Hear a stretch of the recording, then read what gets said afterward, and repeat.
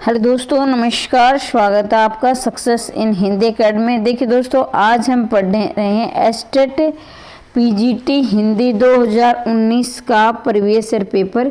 इससे पहले भी मैंने सारे 2023 से लेकर 19 तक प्रीवियस ईयर करवा दिए हैं। जिसने नहीं देखे हैं वो देख लेना। और इनकी पीडीएफ आपको निःशुल्क मिल रही है और ये व्हाट्सएप पे मिलेगी। आपको व्हाट्सएप ज्वाइन कर ले या टेलीग्राम ग्रुप भी ज्वाइन कर सकते हैं। और इसके साथ ही अगर आपको संपूर्ण एस्टेट टीजीटी पीजीटी की पीडीएफ चाहिए तो आप 90 68 68 49 54 पर संदेश भेजकर पीडीएफ प्राप्त कर सकते हैं और ये पीडीएफ आपकी पेड रहेगी। तो चलो अब शुरुआत करते हैं। पहला क्वेश्चन आपकी स्क्रीन पर है। क्वेश्चन मैं पूरी कि पहले तो मैं हिंदी के दे रही थी, लेकिन अभी मैंने पूरे मिलेंगे आपको। आल विषय के जो आपके वही मिलेंगे इसमें, जो आपके हरियाणा जी के है, साइकोलॉजी है, ये भी ठीक है। तो इसमें देखिए, निम्न में पार्श्विक वर्ण कौन सा है। हम हिंदी पढ़ेंगे। ये 15 नंबर के, उसके बाद हम 60 नंबर वाले पढ़ेंगे। 2 भागों में हम पेपर को पढ़ते हैं। निम्न में से पार्श्विक वर्ण कौन सा है। यह व र ल। पार्श्विक के पहले तो आप पार्श्विक का अर्थ जान लें। पार्श्विक का मतलब होता है जब हम किसी वर्ण का उच्चारण करते हैं तो जीभ के दोनों तरफ से हवा निकलती है, यानी अगल और बगल से हवा निकलती है। तो ऐसा कौन सा वर्ण है जिसके जीभ के अगल बगल से हवा निकलती है। तो 31 का आपका रहेगा डी। ल, सिर्फ ल वर्ण ऐसा है, चाहे उच्चारण करके देख लेना, सिर्फ ल वर्ण ऐसा है जिसके में जो पार्श्विक वर्ण है हिंदी में सिर्फ एक ल वर्ण है। और बाकी ये र ल ये क्या है, ये आपके अंतस्थ हैं। अंतस्थ, ठीक है, अंतस्थ यह र ल अंतस्थ व्यंजन है 4। किन में 2 उपसर्ग का प्रयोग नहीं हुआ है। तो एक एस्टेट का पेपर ऐसा है जिसमें असंगत है, नहीं है, ऐसी भाषा मिलेगी तो उसे आप जरूर याद कर लेंगे। तो इसमें आपका रहेगा ऑप्शन नंबर डी। अब देखेंगे इसका वी प्लस में यू और प्लस में पति, उत्पत्ति, तो इसमें रहेगा उत, वी प्लस उत, इसमें 2 हो गए। वी प्लस में आ, इसमें 2 उपसर्ग हुए। फिर इसमें वी प्लस में आ, ये ऐसे हो गए। तो विनाशिक, विनाश मतलब इसमें विनाश में नहीं है, विनाश प्लस में इक, विनाश प्लस में इक क्या है, प्रत्यय। और जब ई एक प्रत्यय लगता है किसी भी व्यंजन में तो ये पहले वर्ण में वृद्धि कर देता है। तो इसमें ई प्रत्यय आया है तो ये वी का ये क्या है, आई बन गया। इसमें 2 मात्रा लगी हुई है, नासिक, ठीक है, आई बन गया। तो ये इसका रहेगा, तो इसका ये डी आएगा। किस विकल्प में अपादान तत्पुरुष का प्रयोग नहीं हुआ है। जन्म रोगी, जलजात, राजद्रोह, पदाक्रांता। और उपसर्ग आपके 3 प्रकार के होते हैं, मैं बता देती हूँ। एक हिंदी के उपसर्ग जो कि 22 हैं, संस्कृत के उपसर्ग और अरबी और फारसी के उपसर्ग। उपसर्ग का सबको परिभाषा आती है, ये वर्ण के पहले लगते हैं, यानी मूल शब्द के आगे लगकर अर्थ में परिवर्तन कर देते हैं या अर्थ में विशेषता ला देते हैं। और जो प्रत्यय होते हैं वो शब्द के पीछे लगते हैं। अपादान तत्पुरुष का प्रयोग नहीं हुआ है। तो 33 का आपका रहेगा ऑप्शन नंबर डी। पदाक्रांता में नहीं हुआ। देखो, जन्म से रोगी, जल से जात, यानी जल से जात, जल में जन्मा हुआ। राज से द्रोह, यानी राज, जिसने राज से क्या है, क्या करते हैं उसको, राजद्रोह, राज से द्रोह क्रिया हो, यानी धोखा दिया हो, राज से द्रोह। पदापद से आक्रांत, तो इसमें आपका रहेगा डी। डी रहेगा आपका, ये डी उत्तर सही रहेगा। और इसमें आपका रहेगा कर्ण तत्पुरुष। पदाक्रांता में रहेगा कर्ण तत्पुरुष। वार्तनिक दृष्टि से आपका शुद्ध देखना है तो 34 का आपका रहे डी। अंत्येष्टि ये शुद्ध है, बाकी क्या है, दृष्टव्य ऐसे आएगा, दृष्टव्य परिशिष्ट में तय हो जाएगा, आदिष्ट और ऐसे ये अंत्येष्टि ये शुद्ध है। किस विकल्प में भाववाचक प्रत्यय का प्रयोग नहीं हुआ है। तो भाववाचक देखिए, प्रोशिया, प्रस्ताव से पछतावा बना है, छिड़क से छिड़कना से छिड़काव बना है, परोसिया, गढ़ से गड़गड़ाहट बना है। तो 35 का आपका रहेगा ऑप्शन नंबर ए। इसमें ये रहेगा 1 मिनट के लिए भाई।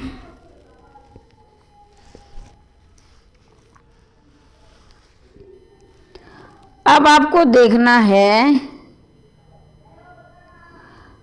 संधि देखनी, संधि विच्छेद तो विषव प्लस में एक के अदम प्लस में मरण रिप्रीज में तत्पर अंतर, तो इसमें यही पहला ही गलत है। इसका रहेगा विश्व प्लस में एक के। देखो यहाँ अगर आपको किसी को यहाँ 2 मात्रा मिल रही है तो इसमें 1 मात्रा वाला ये आई एनक वाला ये आ जाएगा, और 1 मात्रा है तो ये वाला आ जाएगा। ठीक है, अगर यहाँ 1 मात्रा होती तो ये वाला आता, लेकिन यहाँ 2 मात्राएं हैं तो इसलिए 1 के ये इस पर मात्रा आ जाएगी, बाकी सारे ठीक हैं। बानू सबसे घटिया विचारों वाला लड़का है, तो देखो जहां पर सबसे आ जाता है यानी उत्तम अवस्था, सबसे ऊपर की अवस्था होती है जिसमें आपका सबसे या बहुत अच्छा, इनमें से मतलब सबसे अच्छा यानी 1 1 पे रहेगा, उसमें उत्तमावस्था, और 2 में तुलना होगी तो उत्तरावस्था, किसी 2 वस्तुओं या 2 व्यक्तियों में तुलना तो उत्तरावस्था। मूलावस्था एक ही मोहन अच्छा लड़का है, अगर होता मोहन अच्छा लड़का है तो मूलावस्था होती, मोनू सोनू से अच्छा है तो उत्तरावस्था होगी, और मोनू सबसे अच्छा है तो उत्तमावस्था होगी, ये ऐसे आएगा। संज्ञाओं की दृष्टि से असंगत देखेंगे। व्यक्तिवाचक संज्ञाएं सदैव एकवचन में होती हैं, व्यक्तिवाचक संज्ञाएं अनंत होती हैं। ईर्ष्या रोग जन्म मृत्यु यौगिक भाववाचक संज्ञा होती हैं। व्यक्तिवाचक एवं भाववाचक संज्ञाओं का जातिवाचक संज्ञाओं में रूपांतरण किया जाता है। ठीक है, तो 38 का आप उत्तर देखेंगे, 38 का आपका रहेगा सी। जन्म रो आदि यौगिक भाववाचक संज्ञाएं होती हैं। यौगिक देखो व्यक्तिवाचक संज्ञाएं सदैव एक वचन में होती है, ये आप जानते हैं। एक वचन जैसे मोहन है तो वो एक ही वचन है, हिमालय है तो वो एक वचन में रहेगा।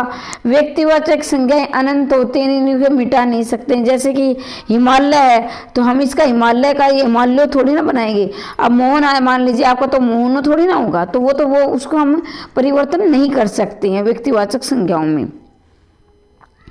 व्यक्तिवाचक एवं भाववाचक संज्ञाओं का जाते हुए रूपांतरण किया जा सकता है। बिल्कुल रूपांतरण ऐसे जैसे कि मान लीजिए कुछ का तो नहीं होता है, अब मोहन है उसका नहीं होगा, लेकिन जैसे आपने जैसे जातिवाचक संज्ञाएं हैं एवं भाववाचक संज्ञा जाते हुए, जैसे मान लीजिए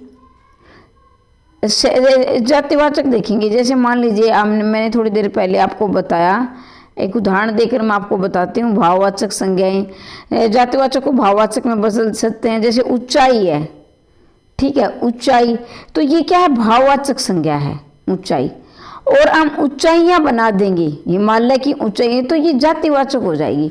ऊंचाई है ये जातिवाचक है, लेकिन माफ कीजिए, ऊंचाई क्या है, भाववाचक है। ऊंचाई क्या है, भाववाचक, लेकिन जब हम इसमें प्रत्यय लगा देंगे तो ऊंचाइयां बन जाएगा, और ऊंचाइयां जातिवाचक संज्ञा होती है। ठीक है ना, तो ये जाति, जैसे हरिश्चंद्र है, आपने हरिश्चंद्र सत्यवादी तो ये क्या है, व्यक्तिवाचक है। लेकिन हम जब इसे जातिवाचक बनाएंगे तो ऐसा हो सकता है आजकल के समय में हरिश्चंद्र कहाँ मिलते हैं, तो मतलब कि ये हो कि हरिश्चंद्र के गुण क्या है, नहीं मिलते हैं आजकल। हरिश्चंद्र सत्यवादी थे, आजकल वो गुण नहीं मिलते हैं, तो वो जातिवाचक वाक्य हो जाएगा। ये आप गहराई से पढ़ोगे तब आपको इसमें थोड़ी सी ये आपकी प्रैक्टिस होती जाएगी, तो आपका रहेगा सी। लिंग विचार की दृष्टि से असंगत कथन को छाटिए। फौज, भीड़, सरकार स्त्रीलिंग है, लिंग विकार तो श्रेणियों में आता है। फिर आपका रहेगा ऑप्शन और, संज्ञा सर्वनाम विशेषण सभी लिंग की दृष्टि से विकार है। कोयला, मैना, क्या है, नित्य यानी हमेशा स्त्रीलिंग शब्दों के वाचक है। तो 39 का आपका रहेगा ऑप्शन नंबर सी आएगा। एक बार फिर से आप देख लें, एक बार यहाँ से मैं कर देती हूँ। लिंग विचार की दृष्टि से असंगत है, मतलब गलत छाटना है। फौज आ रही है, भीड़ इकट्ठी हो गई है, तो स्त्रीलिंग हो गया, भीड़ इकट्ठी हो गई है। आप वाक्य में किसी भी शब्द को वाक्य में प्रयोग करके देखो, फिर पता चलेगा ये स्त्रीलिंग है पुल्लिंग है। लिंग विकार की दृष्टि, विकार किस तत्व की श्रेणी में आता है, जैसे कि लड़का है, लड़की है, तो ये बदल गया लड़का लड़की। संज्ञा सर्वनाम में विशेषण सभी लोग में लिंग की दृष्टि से विकार होता है, सब में नहीं होता है भाई। देखो अब क्या है, मैं है, मैं क्या सर्वनाम है। अब मैं भी लड़की हूँ, मान लीजिए मैं लड़की हूँ, मैं विद्यालय जाती हूँ, लड़का बोलेगा मैं विद्यालय जाता हूँ, तो दोनों में ही मैं आया है, तो इसमें विकार कहाँ हुआ है, तो इसमें विकार नहीं होगा। सर्वनाम में विकार नहीं होता है आमतौर पर, अपवाद तो हो जाता है, जैसे कि लड़का भी मैं के लिए प्रयोग, पुरुष भी मैं के लिए मैं ही प्रयोग करेगा खुद के लिए, और स्त्री भी खुद के लिए मैं का ही प्रयोग करेगी। कोयला, मैना, चील आदि नित्य स्त्री, बिल्कुल वही कोयल है, कोयल नित्य, हम उसको कोयल का कोयल कोयल हमेशा स्त्रीलिंग, मैना भी स्त्रीलिंग रहेगी, चील भी हमेशा स्त्रीलिंग ही होती है, ठीक है। चीलो और चाला इस तरह नहीं बनेगा। आज का अधिकतम तापमान 35 डिग्री सेंटीग्रेड रहा है इस केम्ब्रिक में, तो देखेंगे ये 35 डिग्री सेंटीग्रेड में आप देखेंगे कौन सा है निश्चित संख्यावाचक जिसको हम गिन सकते हैं। निश्चित जैसे 10 है, 10 केला, तो एक हम गिन लेंगे, 10 केला हो गया, 1 2 3 ऐसे गिन लेंगे। फिर अनिश्चित संख्यावाचक, जैसे आपने कहा दर्जनों केले, तो दर्जनों लगा दिया, तो उसमें कोई निश्चित नहीं है भाई, वो 2 दर्जन भी हो सकते हैं, 10 दर्जन भी हो सकते हैं। निश्चित परिमाणवाचक, जैसे कि 10 लीटर दूध, तो निश्चित हो गया। पूर्णांक बोधक, संख्या बोधक, पूर्णांक मतलब जिसकी संख्या पूरी हो, तो इसमें क्या है, ये निश्चित परिमाणवाचक है। परिमाण का मतलब होता है जिसे हम नाप तोल सकते हैं, ठीक है ना। परिमाण जिसे नाप तोल, गिन नहीं सकते, नाप तोल सकते। अब 35 डिग्री को हम गिन नहीं सकते, उसको हम जैसे सेंटीमीटर में जैसे थर्मामीटर होता है इसमें नापेंगे भाई कि तापमान कितना है, तो ये निश्चित है, ठीक है ना, 35 डिग्री निश्चित। और हम कहेंगे कि अनुमान लगभग, अगर हम यहाँ लगा देते लगभग 35 डिग्री, तो लगभग वो 36 भी हो सकता है, वो 34 भी हो सकता है, ठीक है, तो वो अनिश्चित में चला जाता है। अगर लगभग या अनुमान जैसे शब्द लग जाते हैं, जैसे लगभग लगा दिया, अनुमान या शायद, तो वो अनिश्चित में चला जाता है। वार्तनिक दृष्टि से ऐसे शब्द का चयन कीजिए, पड़ोसी है, क्या है, सुधीजन है, द्रवीभूत है, तो 41 का आपका रहेगा। देखो सरलता, इसमें क्या है, मिस्टेक है एक, वैसे तो मुझे ये सारे शुद्ध लग रहे हैं। देखो सरलता पूर्वक जो पेपर आया था 2019 का, मुझे याद आ रहा है, तो ये था इसमें सरल, एक मिनट थोड़ा धैर्य बना के रखें, इसमें ये था सरलता पूर्वक दिया था, ऐसे दिया था, तो उसमें वो गलत था। इसमें क्या है, छोटे ऊ की मात्रा थी, अब आती किसमें, इसमें बड़े ऊ की मात्रा आती है, तो ये तो ठीक है, इसमें गलती कहाँ है। वैसे 41 का सी उन्होंने खुद ही ठीक कर दिया था, ठीक है ना, तो ये सारे ही ठीक है, इसमें आपको कंफ्यूजन नहीं होना है। वैसे पेपर आया था उसमें, एक बार मैं फिर बता देती हूँ, सरलता पूर्वक ऐसे मात्रा लगा रखी थी उसमें, ठीक है, तो ये सारे ठीक हैं। अगर ऐसे मात्रा होगी तो फिर गलत होगा, वैसे सारे ठीक है। इनमें से कौन सी भाववाचक संज्ञा का विशेषणाचक शब्द से नहीं हुआ है, यानी भाववाचक संज्ञा का निर्माण विशेषण शब्द से नहीं हुआ है। नकटापन, तो ये देखेंगे शयानापन, अपनापन, गोरापन, भाववाचक विशेषण का कि भाववाचक संज्ञा का निर्माण विशेषण से नहीं हुआ, तो देखो इसमें विशेषण नहीं होना चाहिए, ठीक है ना। गोरा है, स्याना है, अपनापन है, नकटापन है, तो 42 का आपका सी है। इसमें क्या है, ये भाववाचक नहीं है। देखो स्याना, लड़का स्याना है, तो ये क्या है, विशेषण है। विशेषण की पहचान करने के लिए आप उसके तुरंत बाद संज्ञा लगाकर देख लो, अगर तुरंत बाद संज्ञा लगती है तो वो विशेषण है, और नहीं लगती तो विशेषण नहीं है।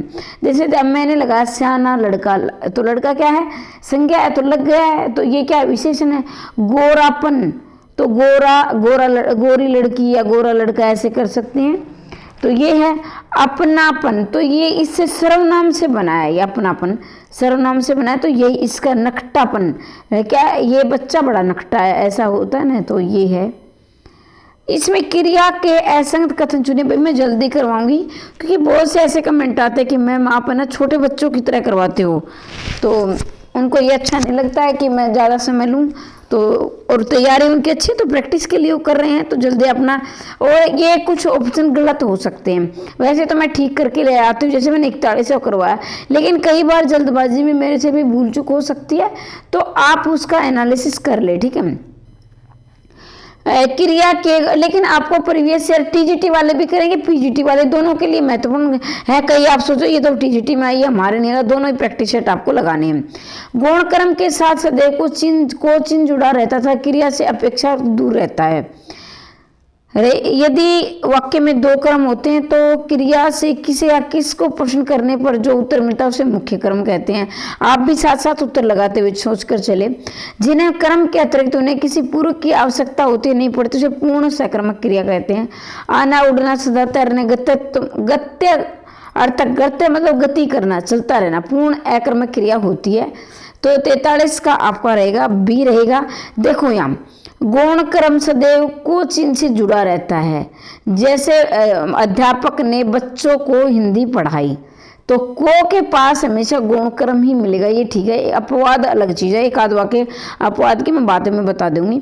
यदि वाक्य में दो क्रम हो, मान ले द्विक्रमक वाक्य है, जो द्विक्रमक में जो हमेशा सक्रमक होता है, द्विक्रमक जो क्रिया होती है वो हमेशा सक्रमक में ही होती है, ये गांठ बांध लेना। दो क्रम होते हैं जिसमें किसे या किसको प्रश्न करने पर जो उत्तर मिलता है उसे मुख्य क्रम होता है। ये गलत बात है भाई, यहाँ गुण क्रम, जब आप किसे या किसको लगाकर उत्तर लोगे तो वो हमेशा गुण क्रम होगा, ना कि मुख्य क्रम होगा, ठीक है। तो जैसे तो इसका रहेगा बी, यही इसका उत्तर रहेगा 43 का बी, बाकी सारे ठीक हैं।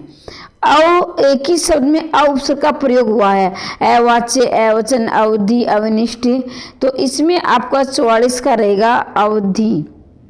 तो ये क्या है, इसमें मुझे ये अवधि क्या है, अवधि का प्रयोग हुआ है, अव का प्रयोग, तो इसमें वैसे तो मुझे मूल शब्द लग रहा है, क्यों अवधि का मतलब होता है समय। दो अवधि होती है, एक अवधि ये होती है, ये आपकी अवधि भाषा, ये समान समश्रुति विनार्थक में पूछ लिया जाता है, तो ये भाषा होती है आपकी। एक अवधि ऐसे होता है, तो ये अवधि आपका समय होता है। छोटी ई की मात्रा समय वाला आएगा, बड़े ई की मात्रा भाषा वाला आएगा।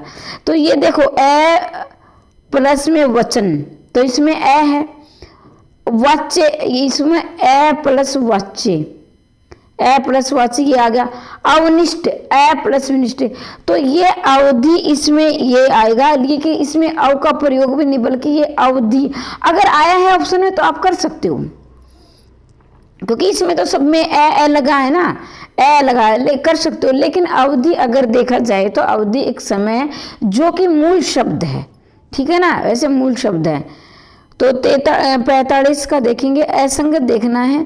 उपनिषद उपद्वित षट प्लस मासन शरद माना, तो 45 का आप करेगा सी, ये सट प्लस मास आएगा, सट, ये टे टमाटर वाला सट मास आएगा। सट मास का मतलब होता है 6 मास, सट मतलब 6, सट मास, और ये टे के साथ में मिलेगा तो ये न में प्रयोग हो जाएगा। यानी पहला वर्ण किसी भी व्यंजन से मिलता है तो वो टे का 5वां बन जाता है, जैसे टे ठे ठे डैणे, ठीक है ना। तो टे के साथ ये ठे नहीं आएगा, टे आएगा यहाँ, तो ये सी रहेगा। तो इस प्रकार से आपको ये 15 नंबर वाली हिंदी पूरी होती है। अब हम चलेंगे साहित्य वाली हिंदी पूरी करने पर। अगर आपको इसकी पीडीएफ चाहिए तो टेलीग्राम या व्हाट्सएप ग्रुप ज्वाइन कर ले, ये पीडीएफ आपको फ्री मिल रही है। नागरिक प्रचारणी पत्रिका का प्रकाशन हुआ, ये ध्यान में बड़ा कंफ्यूज करता है आपको, ये प्रश्न ध्यान से देखेंगे, ठीक है। तो इसका रहेगा आपका ए। अब आप बहुत से कमेंट करोगे मैम नागरिक प्रचारणी तो 1893 में आएगा, तो एक मिनट लो, 1893 में आएगा। तो नागरिक प्रचारणी वो सभा है, एक नागरिक प्रचारणी सभा है, एक नागरिक प्रचारणी पत्रिका है। तो अगर आपसे पूछा जाए नागरिक प्रचारणी सभा कब हुई थी, तो ये 1893 में हुई थी नागरिक प्रचारणी सभा। लेकिन पत्रिका इसके 3 साल बाद आई थी 1896 में। कुछ कहते हैं कि मैम हमारे पास पेपर भेज दो, पेपर में भेज दूंगी, लेकिन कई उत्तर गलत हैं। तो इसमें से आपका रहेगा ये बी, ये दे रखा है उत्तर में, लेकिन ये उत्तर आपका नहीं आएगा। फिर मैंने देखा है इसमें ये गलत दिया है, आंसर की में आपको बी दिया हुआ मिलेगा, इसका ए आएगा। अभिधा उत्तम काव्य मध्य लक्षण अध्यम व्यंजन उल्टी रहत प्रवीण, तो ये बिल्कुल बार बार पूछा गया, बहुत आसान है लेकिन पूछा जाता है। तो देव कवि की रचना है, याद कर लेंगे और बहुत ही महत्वपूर्ण है। तो ये हम पुराण में अवतरण में आकाश में ध्रुव तारा टिमटिमा रहा। अब देखो टिमटिमाना उसका क्या है, एक प्राकृतिक व्यवहार है भाई, वो टिमटिमा रहा है, उसका प्रकृति नेचुरल है प्रकृति। तो ये क्या है, जो प्रकृति में स्वयं कार्य होते हैं तो वो क्या है, अब ध्रुव तारा टिमटिमा उसका स्वभाव है। तो इसमें 93 में आपका उत्तर रहेगा सी अकर्मक क्रिया है। 10 करोड़ की लागत से बना महाविद्यालय उजड़ गया। 10 करोड़ ये बिल्कुल डेट फिक्स पूर्णांक मोदक यानी पूर्ण संख्या है, बिल्कुल 10 करोड़ यानी कि लगभग लगा कि लगभग 10 करोड़ शायद 10 करोड़, इसमें तो बिल्कुल फिक्स दे दिया कि 10 करोड़ तो पूर्ण है। ये पुल्लिंग शब्द को छाटिए सरसों मधुशाला। तो देखो सावधानी से लगान देना है। 95 का ये भाद्रपद है, भाद्रपद में महीना का नाम है, एक जनवरी और एक मई। मई आ गई, जनवरी माफ कीजिए, जनवरी मई का महीना आ गया, जनवरी का महीना। एक जनवरी कई बार आपने देखा जनवरी को छोड़कर, जैसे जनवरी आ गई, जनवरी आ गया नहीं करेंगे तो उसमें ये कुछ ऐसे शब्द हैं जैसे, तो ये स्त्रीलिंग में आएंगे। बाकी फरवरी है, मार्च है, ये सारे पुल्लिंग में आते हैं, लेकिन ये जनवरी का ध्यान रखेंगे आप, ठीक है ना। ये भाद्रपद क्या है, पुल्लिंग में है। आगे देखेंगे इसमें 96 का अलंकार से भर्तमुनि के नाट्य शास्त्र का प्रयोग नहीं हुआ है। तो देखिए भर्तमुनि के नाट्य शास्त्र में नहीं हुआ है। उपमा, दीमक, यमक, अतिशोक्ति, तो ये आप अगर आपने पढ़ा है ना वो क्या काव्य शास्त्र, तो काव्य शास्त्र का 96 का आपका रहेगा डी अतिशोक्ति। नाट्य शास्त्र मतलब अतिशोक्ति है, इसका प्रयोग नहीं हुआ है। बाकी उपमा का भी, दीमक का भी, यमक का प्रयोग हुआ है। ये भर्तमुनि, और भर्तमुनि आपके रहिए नाट्य शास्त्र के रचयिता पूछ ली जाते हैं, तो नाट्य शास्त्र के रचयिता बार बार पूछा गया, ये भर्तमुनि ही इसके हैं। और ये काव्य शास्त्र में प्रथम आचार्य हैं भर्तमुनि। बाद में सारे मम्मट भामे हैं, बाद में सारे आए हैं, जगन्नाथ है, लेकिन भर्तमुनि पहले हैं। तथागति शब्द में समास है, तो देखो अनु, यथा, प्रति, तथा, ये है गति के अनुसार, तो ये अव्ययभाव समास होगा। यानी किसी भी मूल शब्द के आगे अगर अव्यय लगता है, किसी भी मूल शब्द के आगे अगर अव्यय लगता है वो अव्ययभाव समास होता है। और तत्पुरुष समास में आपकी जो है ये भक्तियां होती हैं, जिसमें कर्ता ने कर्म को करण से संप्रदान के लिए, और ये सारे संबोधन को छोड़कर सारी विभक्तियां इसमें आएंगी, संबोधन नहीं आएगा। द्विगु में संख्यावाचक होंगे, लेकिन संख्या का भी 4 समासों में संख्यावाचक समास होता है। यानी 4 यानी जो संख्या है आप रट लेते हो कि संख्यावाचक आएगा, द्विगु समास होगा, लेकिन ध्यान देख रखिए दोस्तों, संख्यावाचक यानी संख्या में 4 समास होते हैं। संख्या आप कहोगे कैसे, मैं बता देती हूँ, अभी ध्यान से सुनोगे। जैसे मैंने बोला एक दंत, एक दंत, तो एक दंत किसका था, तो ये गणेश भगवान एक दंत आएगा, तो बहुव्रीहि समास हो गया। अब मैंने बोला एक दंत, एक संख्या आ गई, अब मैंने लिखा एक एक, तो एक एक में अव्ययभाव समास हो गया। अगर पुनरुक्ति वाली संख्या आती है, यानी यहाँ संख्या वो यहाँ भी रिपीट होती है, दोबारा आती है, तो अव्ययभाव अब 2 समास हो गए, बहुव्रीहि भी आ गया, अव्ययभाव भी आ गया। ये नोट कर लेना इसको। अब क्या है, चौमासा, चौमासा 4 मासों का समूह, अब आ गया द्विगु समास। अब मैंने बोला 41, ठीक है, यानी 31 लिख दो, चाहे 31 ऐसे 31, तो 1 और 30, 1 और 30 पहली छोटी संख्या आएगी, बड़ी संख्या बाद में जाएगी। 1 और 30, तो इसमें हो गया आपका द्वंद्व समास। 1 और 30 द्वंद्व समास हो गया। 31 पहली छोटी संख्या आएगी आगे और बड़ी संख्या जाएगी पीछे, तो 1 और 30 ये हो गया आपका द्वंद्व समास। तो ये देखो मैंने 4 समास संख्या में बता दिए, कंफ्यूज नहीं होना है, ठीक है ना। निम्नलिखित में कई नए प्रवर्तों को सम्मिलित करना है, सहज कहानी, ये सारे आपको जोड़ने हैं।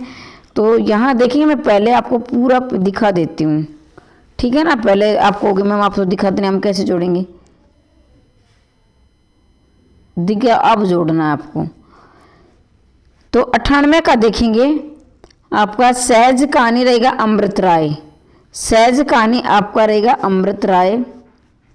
इसके बाद सक्रिय कहानी, सक्रिय कहानी आपका रहेगा राकेश वत्स, सक्रिय कहानी राकेश वत्स।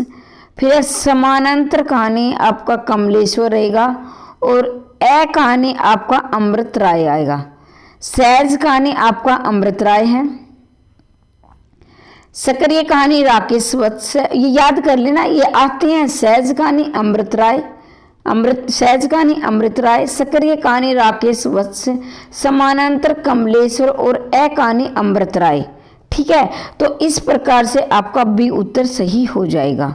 ठीक है, सारे ये आते हैं, याद करेंगे। कालिदास ने मेघदूत लिखा था, तो इसका 99 का आपका रहेगा कालिदास ने मेघदूत लिखा था, तो ये रहेगा पूर्ण भूतकाल, मतलब वो लिख चुका था आ जाता है, अगर था आता है तो पूर्ण कार्य हो चुका, लेकिन रहा था आधा तो अपूर्ण भूत होगा। देखो अब मैं कहूँ कि मोहन में आई, मान ली मैं मोहन के घर गई, मैं आई तो मोहन पढ़ रहा था, अब मुझे नहीं पता कि उसने पढ़ना बंद कर दिया कि वो अभी भी पढ़ रहा है, तो उसमें अपूर्ण भूत आएगा। ठीक है, मैं आई तो मोहन पढ़ रहा था, ठीक है, तो पूर्ण भूत इसमें लिखा था, यहाँ आ गया और यहाँ था, तो ये पूर्ण भूत मतलब काम पूरा हो चुका है।